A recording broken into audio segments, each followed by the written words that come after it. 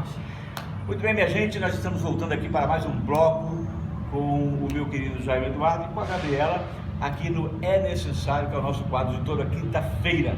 Nós já falamos sobre o presidente telequete dele contra o Santa Cruz e agora vamos falar sobre o... Eu queria falar sobre o imediatismo político do Brasil. Parece que o presidente, os governadores e tal, eles vivem como técnico de futebol. Quer dizer, perdeu, fez uma coisa errada, tem que tirar o cara, tem que fazer... Tem 4 anos de mandato, você não vai conseguir colocar um Estado e uma nação num rumo certo e achar que ele já vai chegar no resultado em 6 meses, 7 meses. Existe um prazo para isso. É preciso também tirar essa cultura do imediatismo. Tem que fazer, tem que dar resultado em tão pouco tempo. Isso é absolutamente... Foi bom você ter falado disso, porque essa semana eu assisti uma entrevista da Miriam Leitão ao ex-candidato à presidência, o Haddad, em que ele disse que ele está muito preocupado porque até agora ele não percebeu a agenda própria do governo Bolsonaro. Ele está equivocado ou ele está certo quando ele fala um troço desse? Ele está absolutamente equivocado, né? Em 6 meses, a primeira coisa que a gente está fazendo é uma análise de risco. Quando você entra numa empresa, você faz uma análise de risco, risk management, você gerencia o que está acontecendo naquela empresa. Faz uma auditoria, né? Para você tomar decisões baseadas nas informações corretas. A gente não conseguiu saber nem as informações principais do Brasil, não tem tempo para isso. O Paulo Guedes ainda não tem no Brasil de dados e informações na mão ainda para conduzir aquilo que ele quer fazer de estratégia. Isso demora. Você sabe que se o japonês e o chinês, o asiático, ele demora mais de 1/3 de todo o projeto fazendo as análises para depois fazer o projeto. Nós estamos falando que nós deveríamos de dar 1 ano só para realmente entender o Brasil, para ativar. Aí nós vamos vendo que, por conta dessas agendas marqueteiras, o governo tem que soltar várias agendas, vários posicionamentos, iniciativas, dar resposta ao público, que muitas das vezes não vai acertar no alvo, porque os dados estão incorretos. Então, na verdade, não é que ele não tenha ainda apresentado uma agenda própria. Ele ainda está terminando as agendas anteriores e entrando com a sua agenda à medida que as circunstâncias e as demandas vão apresentando, é isso? Exatamente. Agora, mas tem uma coisa na fala do Haddad que ele não quis dizer isso, mas que eu vou pegar como gancho, que é a falta de um projeto de país com cronograma além do período de mandato. Nós não temos isso há muitos anos. É na China, a gente não tem, anos, pois né? a gente não tem, não é hábito do político brasileiro, não é hábito dos partidos brasileiros, não é hábito no Brasil fazermos um planejamento que vislumbre o longo prazo, onde cada candidato a entrar no processo de administrar o país, do executivo, de ser o presidente, ele se preocupa em como realizar aquela agenda que está aprovada para quanto período. Você está falando da continuidade. A continuidade. Ele entra com a ideia de mudar sempre a agenda, e mudar a agenda. Ele nunca continua a agenda anterior, ou seja, nós não conseguimos ter ainda, em 36 anos de retorno à democracia, nós ainda não conseguimos achar um processo de continuidade. O nosso país vive sempre um sobressalto, é sempre uma preocupação. Por isso que ninguém investe aqui com tranquilidade, porque a gente não sabe exatamente para que lado vai. Para que lado vai o país hoje? Para que lado nós vamos? Economicamente, o que nós pretendemos? Exato. Nós não temos isso. Isso basicamente... Mas não é culpa do Jair Bolsonaro, Não, nenhum deles teve. Na verdade, uma característica do país, da política nacional. É uma função feita muito assim, administrada pelo populismo, administrar para o povo, o tempo todo dando resposta, chamada-se a administração da canetada. Sim. O cara resolve o problema do Brasil. Não é mão branca. Os caras Sabe resolvem. que eu acho que tem uma questão de vaidade política também. deles. É bem provável.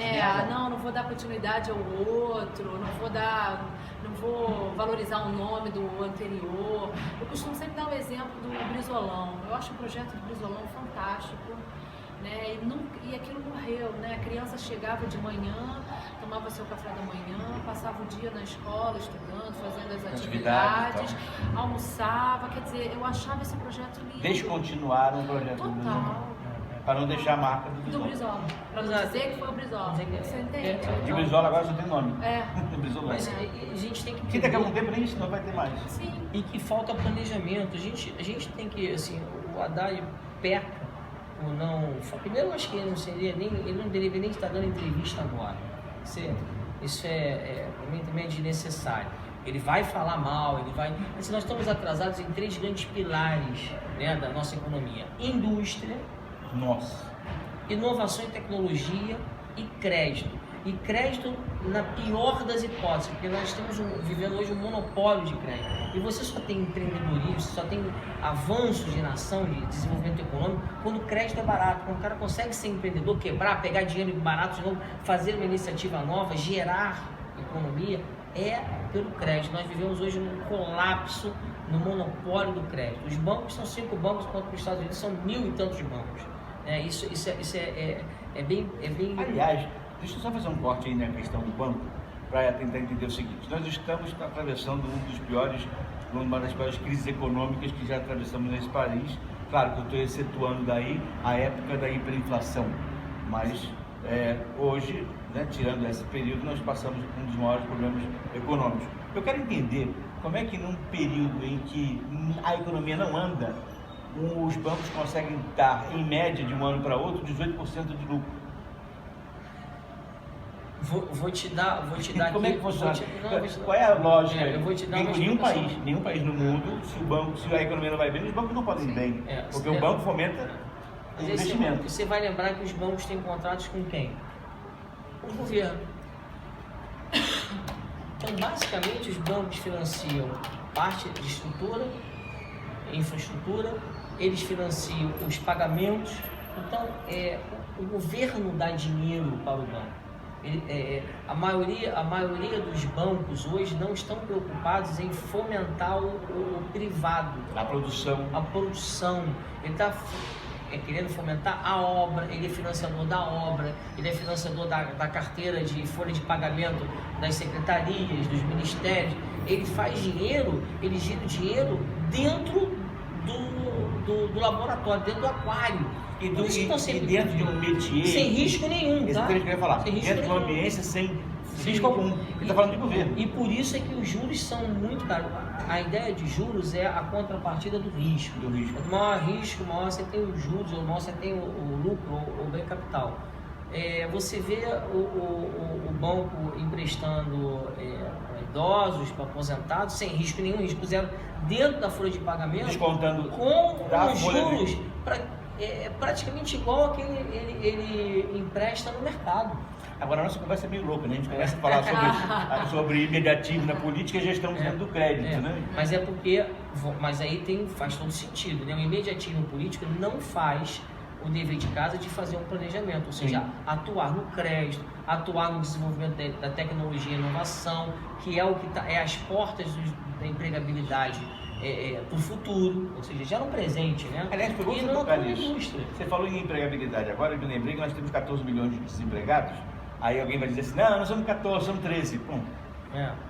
Sejam 12, é gente a beça. Isso porque não está contando, inclusive, que já desistiu de procurar emprego. Sim. Nós temos mais de 40% da população economicamente ativa na informalidade, né? Mas, enfim, falando sobre emprego, não existe no país a ideia, e não se trabalhou a ideia para a população, de que emprego é consequência de aquecimento econômico. As pessoas acham que cada candidato tem a ideia de como gerar emprego, como se fosse tirar emprego da cartola. Emprego. Vamos tirar do bolso, ficar precisando de emprego. Nós estamos vivendo empregabilidade através do gasto público. Exatamente. Não é isso. Se o governo não gastar, não tem emprego. Não existe. Exatamente. Quem cria posto de trabalho é a economia aquecida. Agora, posso deixar aqui um recado para vocês ficarem de olho num craque. Você está controlando o horário? Estou controlando aqui, ó. Temos mais 2 minutinhos. Tá bom. Eu quero que vocês fiquem de olho num craque chamado Carlos Alexandre. Ele foi ex-diretor do BNDES e hoje ele está na Secretaria de Produtividade do Ministério da Fazenda. Não é o que cantava feiticeiro. É o cara forte, do Paulo Guedes, é o cara que trabalha nessa Secretaria de Produtividade, que é esse pensamento de menos Brasil. É menos Brasília, mais Brasil. E mais Brasil. Inclusive ele tem um programa chamado Mais Brasil, né, que ele está indo pelo Brasil todo, já implantando, criando inputs, né, nos mercados de fomento de trabalho. Esse desenvolvimento do emprego para a iniciativa privada. Esse cara é um talento que a gente precisa... É esses caras que tem que estar na mídia e não essas brigas de telecat. Exatamente. Muito bem, minha gente, nós vamos encerrando os nossos 2 blocos de hoje. Você já teve o primeiro bloco, falando exatamente sobre o telecat, e encerramos com outro tipo de telecat, que é o telecat dentro da Gabi. Quer falar alguma coisa, Gabi? Não, é essa questão mesmo. A gente precisa, eu achava que tinha que ser criada uma lei, algo muito sério para que o presidente, o governador, enfim, o prefeito, quando assumisse, desse essa continuidade. Porque se você parar para pensar, existe muito dinheiro perdido. Muito. Porque para cada projeto desse é uma fortuna. Há um né? investimento e não Muito há nenhuma alto, contrapartida nenhuma dele. contrapartida. Eu lembro, o metrô da Barra, ele só aconteceu por causa das Olimpíadas, senão não ia acontecer, porque ele precisava de 2 ou 3 mandados, enfim, e aí um não queria fazer, porque se fizesse ia pegar o do outro, e o outro que ia levar o brilho. Tanto que, Eu lembro inclusive, disso. inauguraram as estações e está funcionando. Sim, então, eu sou moradora da Barra há muitos anos, então eu lembro dessa briga e só aconteceu por causa das Olimpíadas. Muito podia bem. ser.